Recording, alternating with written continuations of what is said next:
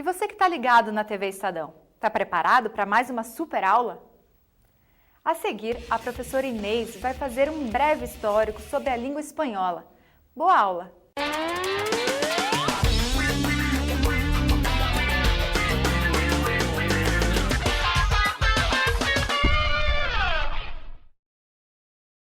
Olá pessoal, nessa aula nós vamos analisar alguns dos principais aspectos da língua espanhola que possam ser muito importantes para a sua aprovação nas provas de vestibular. Bem, muitas pessoas pensam que castelhano e espanhol são línguas diferentes, porém são apenas dois termos diferentes que se referem a uma mesma língua. Ou seja, o termo castelhano é um termo mais antigo, porque a língua castelhana ela foi escolhida como idioma oficial da Espanha durante o processo de unificação. Quando que aconteceu esse processo de unificação? Foi em 1492, justamente com a expulsão dos mouros da região sul da Espanha. Além de espanhol e castelhano, na Espanha existem também outros idiomas que são oficiais, mas somente em seus respectivos territórios. O galego é o idioma oficial da região da Galícia. Já o euskera, ou também vascoense, é o idioma oficial do País Vasco, que é uma das comunidades autônomas da Espanha. E o catalão é o idioma também oficial da Catalunha. Então, nesses três territórios, nessas três regiões da Espanha, além do galego, além do euskera ou vascoense e além do catalão, também o castelhano ou o espanhol são idiomas oficiais. Agora, quantos e quais são os países que têm o espanhol ou o castelhano como idioma oficial? Vamos lá, me acompanhem pelo mapa. Nós temos aí o mapa da Espanha. Então, na Europa, o único país da Europa que tem como idioma oficial o espanhol é a Espanha, tá? Vamos para o próximo mapa, então. O próximo mapa que temos aí na tela é o mapa da América, onde concentra-se a maioria dos países hispano-falantes. Vejamos então, nós temos o México, que é um país cujo idioma oficial é o espanhol. Depois, Guatemala, El Salvador, temos Honduras, temos Nicarágua, Costa Rica e Panamá. E a região do Caribe também, onde há Cuba, República Dominicana e Puerto Rico. Logo abaixo nós temos a América do Sul. Nessa América do Sul nós temos Venezuela, Colômbia, temos Equador, Peru, Bolívia, Chile, Paraguai, Uruguai e Argentina. Bem, além dos 19 países hispanos que se concentram na América e cujo idioma oficial é o espanhol, há também um pequeno país hispano-falante que encontra-se no continente africano. Vamos lá para a tela. O único país da África cujo idioma oficial é o espanhol, o castelhano, é a Guiné Equatorial. Ou seja, nós temos aí uma grande quantidade de países hispano-falantes, ao todo são 21 países.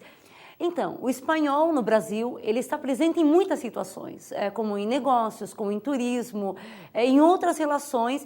E mais recentemente, aqui no Brasil, foi promulgada a lei número 11.161. Essa lei, ela torna a oferta do espanhol obrigatória em todas as escolas do Brasil. Além do reconhecimento da língua espanhola como meio de acesso a outras culturas e realização pessoal e também para viagens, o espanhol também é uma das línguas cobradas, tanto na prova do Enem, quanto na maioria dos vestibulares do Brasil, o que torna tão necessário e importante o seu aprendizado. Então, para que você tenha sucesso nas suas provas, um dos itens gramaticais de extrema importância é fazer um uso correto dos registros formais e informais do espanhol.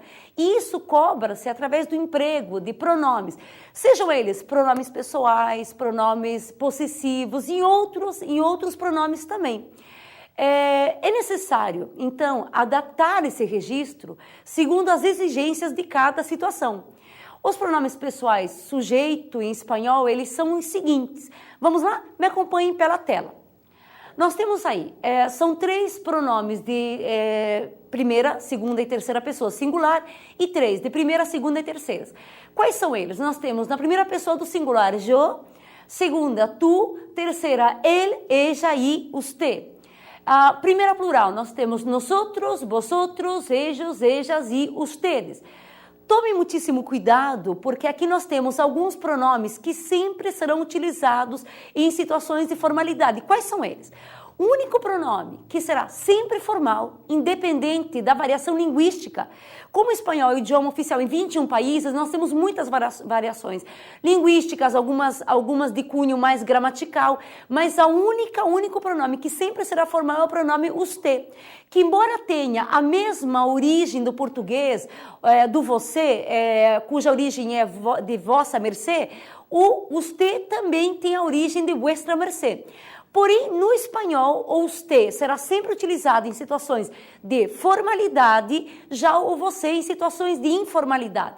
Então, nós temos aqui, o usted é um pronome sempre formal, os pronomes que variam dependendo da variante em relação à formalidade e informalidade são os pronomes vosotros e ustedes.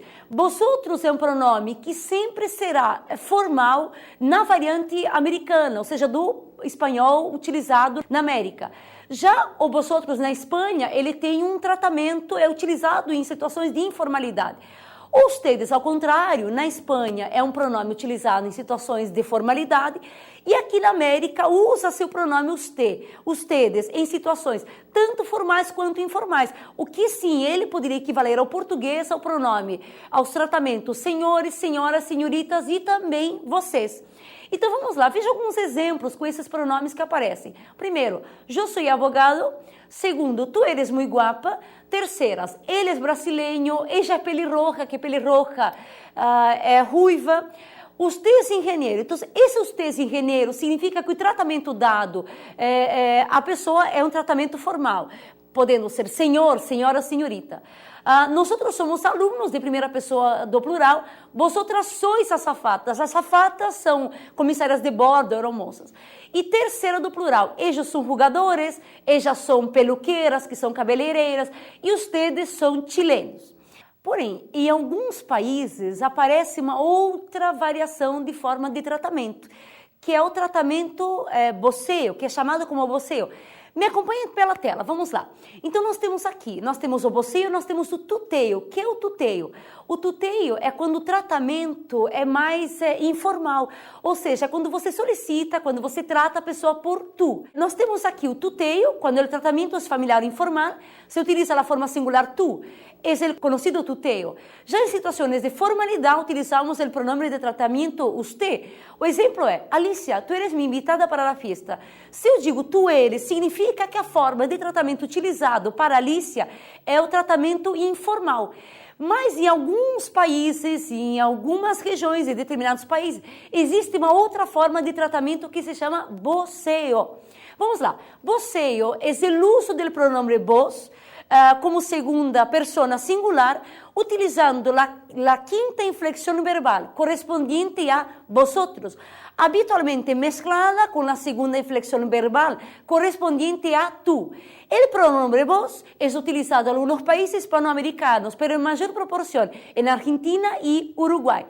Vamos conhecer então agora o uso desse voceo que ilustra-se através de uma tira de Mafalda.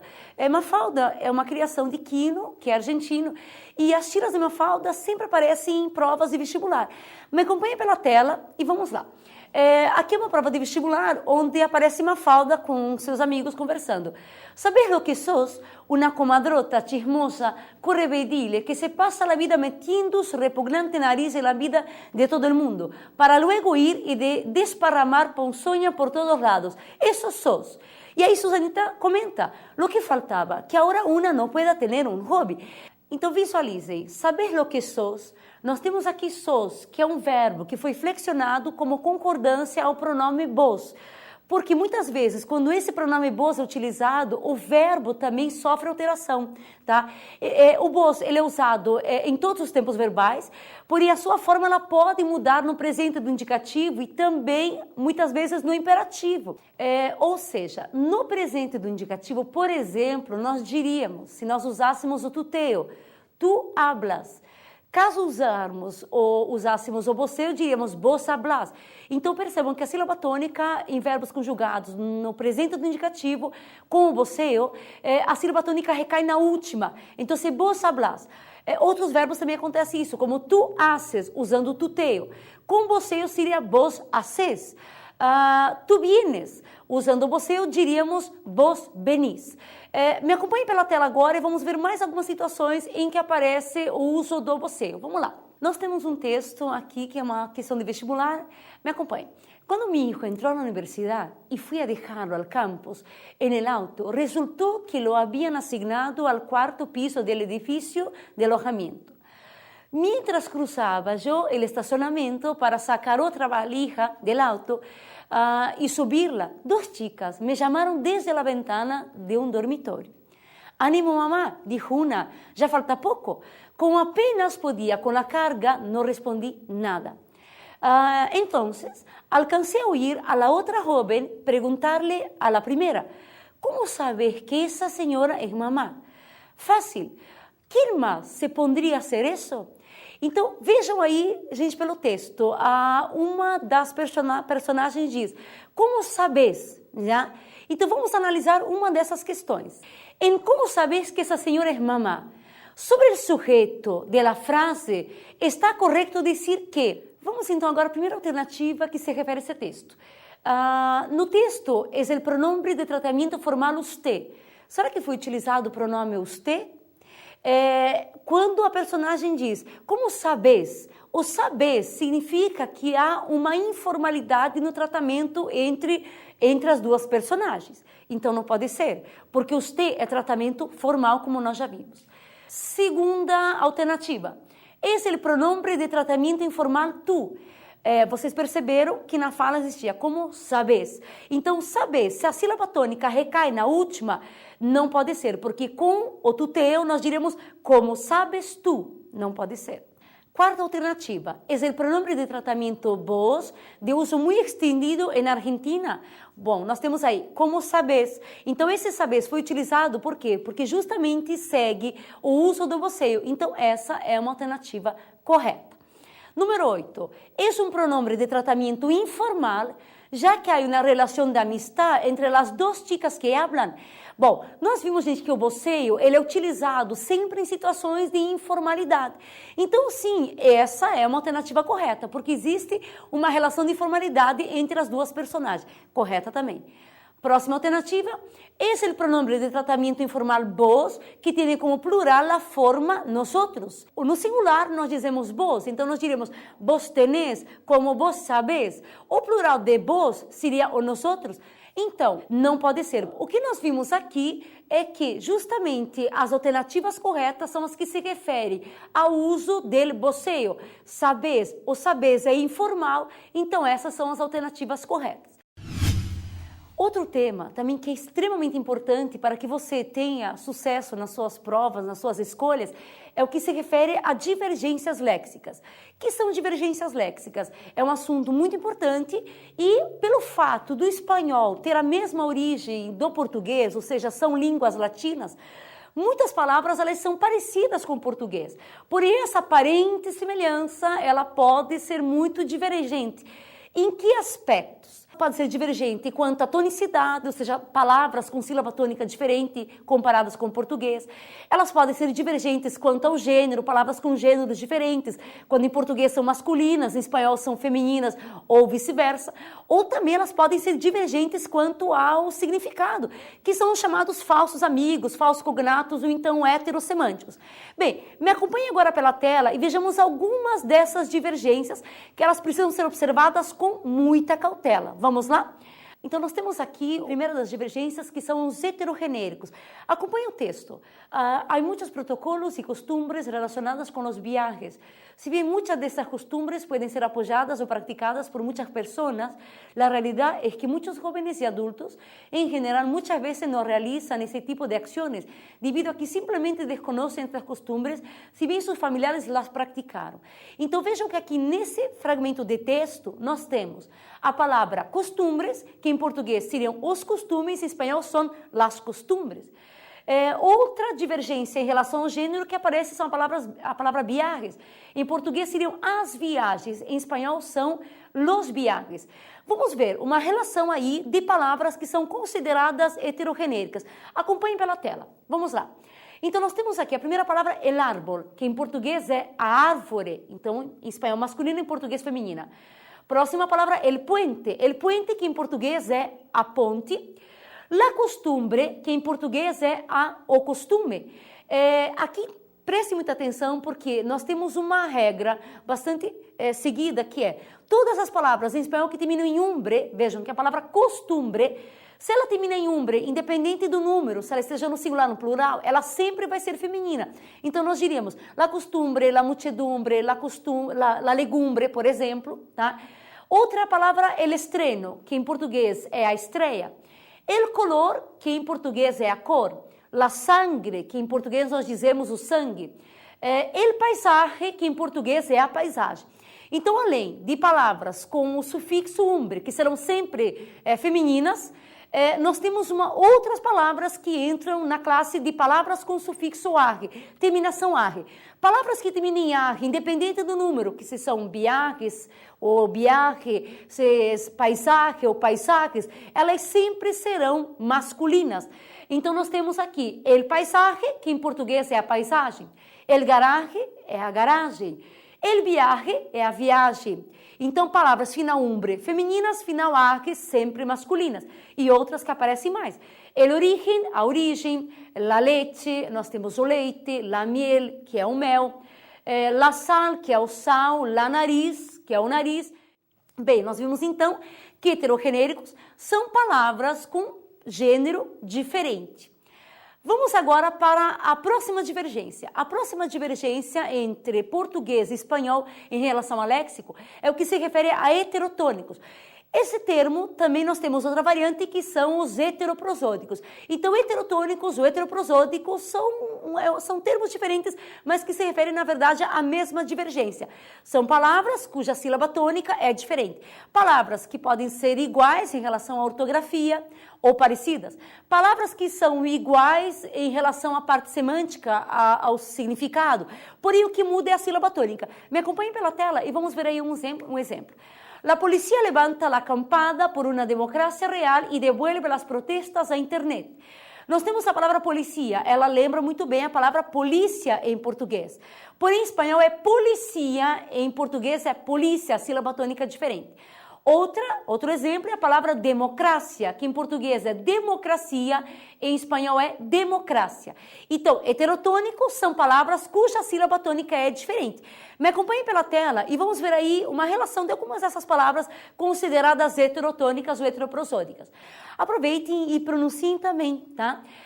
Academia, que em português é academia. Acrobácia, vejam que difere a sílaba tônica, em português é acrobacia. Alcohol, a sílaba tônica é ol, a última, em português é álcool. Alguém, que a sílaba tônica é penúltima, em português é alguém. Aí nós temos alergia, que em português é alergia. Anêdota, que é anedota. Temos também aristócrata, que em português é aristocrata. Asfixia, que é asfixia. Temos bigâmia, que é bigamia. Burocracia, que é burocracia, sílaba tônica em português é a última. Temos burocrata, que em português é burocrata. Cerebro, a sílaba tônica em português é cérebro. Na sequência, nós temos imbécil, que em português é imbecil. Próximo exemplo, nós temos impar, que em português é ímpar. Na sequência, nós temos a palavra limite, tá? E que em português é limite. Também mágia, que em português dizemos magia. Aí tem a palavra mediocre, a sílaba tônica é dio, em português é medíocre. Temos a palavra micrófono, que em português é microfone. A palavra nível, que em português é nível. Nostalgia, que é nostalgia. Vértigo, que em português dizemos vertigem. A palavra oceano, a sílaba tônica é C, em português é oceano. Temos oxígeno, que em português é oxigênio, e periferia, que é periferia. Esses são alguns exemplos somente, são somente alguns exemplos de palavras consideradas heterotônicas. A relação é muito mais extensa que essa. Então, nós já vimos, a primeira divergência são os heterogenéricos, a segunda são os heterotônicos, e a terceira que nós vamos abordar nesse nosso encontro são heterossemânticos. Que são heterossemânticos? Heterossemânticos são também chamados de falsos cognatos ou falsos amigos. De toda essa relação de divergências lexicais que nós temos comparando o português com o espanhol, essa é a relação mais extensa. São aquelas palavras que você acredita que o significado é o mesmo do português, mas na realidade difere bastante. Vamos lá então, me acompanhe pela tela, veja um breve exemplo onde já aparece um desses heterossemânticos ou considerados falsos cognatos. Vamos lá? Vamos ver um exemplo então. Aqui aparece a frase: "La oficina consular unicamente legaliza la firma del otorgante". Numa breve frase como essa, nós temos aqui dois heterossemânticos, ou falsos cognatos. Oficina, que de repente em português você poderia imaginar que é uma oficina mecânica, algo assim. Em espanhol, oficina é escritório. A próxima palavra é a palavra firma, que em português poderia remeter à palavra firma, como uma empresa. Em espanhol, firma é assinatura. Então, nós temos dois exemplos de palavras heterossemânticas ou de falsos cognatos. Me acompanhe pela tela e vamos lá ver alguns exemplos a mais desses heterossemânticos. Nós temos a palavra firma, que apareceu aí no texto anterior, então firma é assinatura. A palavra escritório, que escritório na realidade é o quê? É uma mesa, é uma escrivaninha. A palavra oficina, que se refere à palavra escritório do português, lembrando, gente, que a palavra oficina, ela tem como variante no espanhol a palavra despacho. Então, se você diz, eu trabalho na oficina, ou eu trabalho no despacho, é o mesmo que falar, eu trabalho em um escritório em português. Aí a palavra legenda, então quando você diz, cuenta a legenda, que legenda é a lenda, em português. A palavra presunto, quando aparece, por exemplo, assim num contexto, Juan é o presunto ganador do prêmio, que presunto é o provável, é o suposto. A palavra acordar, quando você diz, eu não posso, eu tenho que acordar-me disso, então se acordar é o lembrar em português. E a palavra esquisito, que às vezes gera algum tipo de, enfim, de confusões até, esquisito é algo que é gostoso, algo que é saboroso, tá, em português. A palavra rato, quando alguém diz, mira, aguarda um rato, aguarda um ratito, esse rato é o tempo, é o momento, é um curto espaço de tempo, tá? E a palavra berro, que berro se come em espanhol, também, ou seja, berro em uma ensalada de berros, berro é agrião, tá? A palavra fecha, quando uno diz, qual é a fecha de hoje? Fecha é a data, tá? E a palavra salada, uno quando diz, a comida está muito salada, eu não posso comer a comida que está muito salada, em português é salgada. Aí a palavra pelo, também, não sei, uno tem o pelo largo, o pelo corto, pelo é cabelo, também. A palavra saco, quando uno diz, vou poner-me um saco, vou vestir-me um saco, saco é um paletó. A palavra vaso, então se uno pede, dá-me um vaso de água, dá-me um vaso de jugo, e que vaso é copo em português. A palavra taça, aqui, gente, tomem cuidado, porque nós temos duas palavras muito próximas em relação ortográfica. Taça com Z, que aparece aí na tela, é xícara. Caso apareça a palavra taça com S, aí se refere a taxa, como taxa de juros, por exemplo. Já? A palavra copa, quando uno diz, dá-me uma copa de vinho, dá-me uma copa de champanhe, algo assim. Copa é uma taça.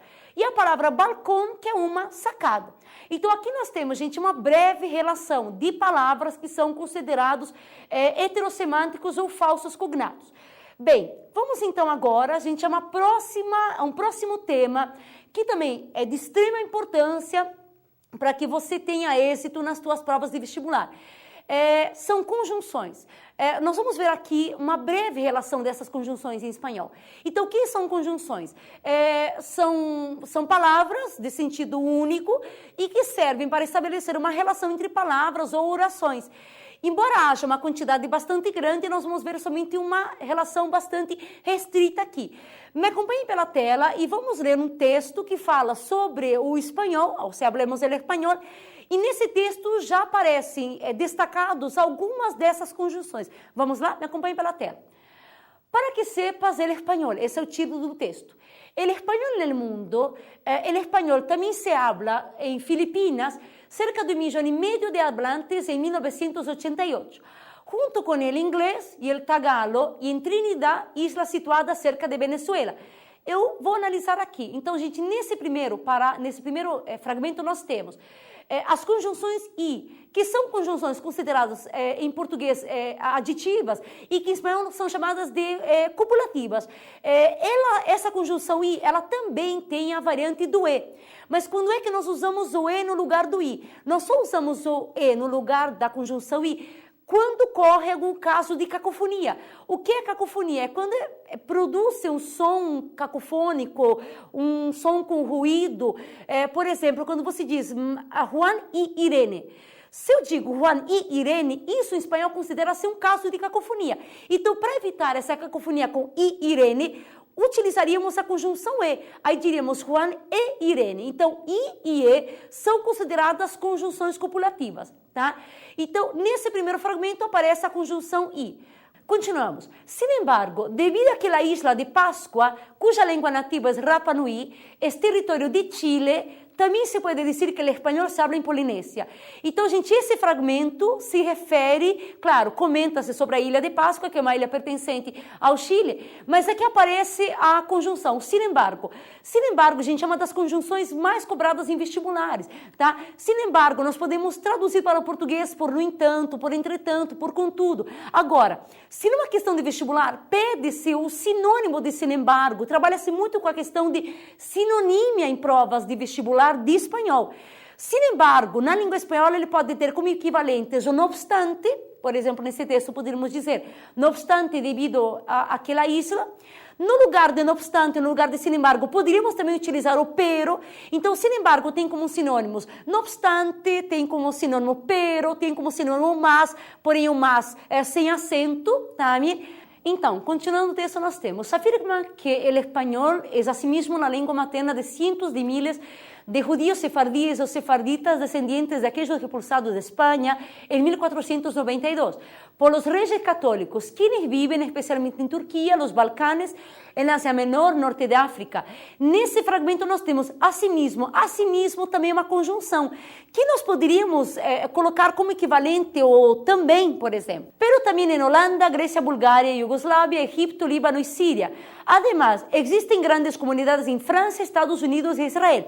Nesse fragmento de texto nós temos pero. A conjunção pero, ela é sinônima do mas. Traduzirmos para o português por mas, porém. Aparece também o E. Então vejam, no final do texto nós temos Estados Unidos e Israel. O que eu havia comentado anteriormente, essa conjunção copulativa ou aditiva do português, ela somente apareceu aqui, por quê? Porque caso nós utilizássemos a conjunção I, daria cacofonia, Estados Unidos e Israel. Nesse caso, substituiu-se a conjunção I pelo E para evitar cacofonia. Vamos na sequência ver um breve resumo de algumas dessas conjunções que apareceram aí e outras também que são muito importantes. Me acompanhe pela tela. O I é uma conjunção copulativa, tá? Que em português é aditiva. O E, como conjunção copulativa também, ela aparece para substituir o I em casos de cacofonia. Aí nós temos sin embargo. Sin embargo, gente, é uma conjunção muito importante, tá? Muito cobrada em provas de vestibular, que é o no entanto, entretanto. Temos o pero. Esse pero é uma conjunção que ela é equivalente ao mas em espanhol, mas traduz-se para o português por mas e porém. Temos aunque, que o aunque, a tradução é o ainda que, mas também podemos traduzir pelo embora. O aunque, essa conjunção, ela tem como sinônimo em espanhol o pese a e apesar de, né? E o sino, essa é uma conjunção adversativa. O sino, a tradução para o português é o senão, ou então mas sim e sim. Tá? Então vamos lá, vamos ver aí um exemplo, tá? De uso dessas conjunções. Acompanhemos então pela tela o exercício com o uso de algumas dessas conjunções. A frase é, pero em seguida se retractou. Pero, a palavra subrayada, alternativa A, é sinônima do monossílabo mas. Presta atenção, gente, que esse mas ele está acentuado. Então aqui o fato de ter um acento ele vai mudar muito o significado. O mas com acento é o mais, é um advérbio que indica quantidade. Letra B. Tiene o mesmo significado de sin embargo. Então nós vimos há pouco. Sin embargo é uma adversativa. Em português entenderíamos como no entanto, entretanto, contudo. Tá? Será que o sin embargo pode substituir o pero? Pense um pouco.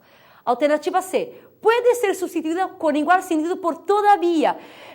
Tomem cuidado, gente. O todavia em espanhol ele vai ser traduzido para o português pelo ainda. Ele em espanhol ele tem como sinônimo aún. Então, se todavia e aún são sinônimos. A conotação, o sentido de todavia em português é outro, tá? Alternativa D. É de uso corrente, pero exclusivamente literário. Será que o pero é exclusivamente literário? Então, qual será a alternativa correta? A alternativa correta é aquela que diz que o pero pode ser substituído pelo sin embargo. Ambas são adversativas e de uso muito corrente em espanhol. Então, a alternativa correta é a letra B. Então, verificamos de maneira muito resumida que o espanhol e o português, embora tendo como origem comum o latim, eles são línguas que apresentam diferenças em todos os seus aspectos. Sendo assim, a aquisição e aprendizagem de uma língua semelhante à língua materna requer tanto estudo e dedicação como de qualquer outra língua estrangeira. E isso comprova-se cada vez mais nas provas de vestibulares em que cobra-se do aluno o uso real do espanhol como idioma. Que o aluno saiba reconhecer a estrutura linguística deste idioma, conheça também a sua diversidade linguística, e isso adquire-se através do estudo deste, que não é somente o idioma de Cervantes, mas de tantos outros que transformaram o espanhol ou castelhano, como queiram vocês, em uma das línguas mais importantes da atualidade. Bem, é isso, pessoal. Boa sorte a todos e hasta la vista.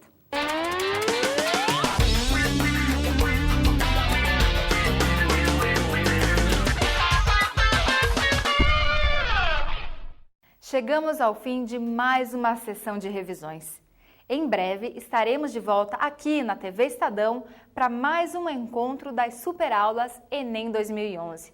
Eu espero você. Até lá!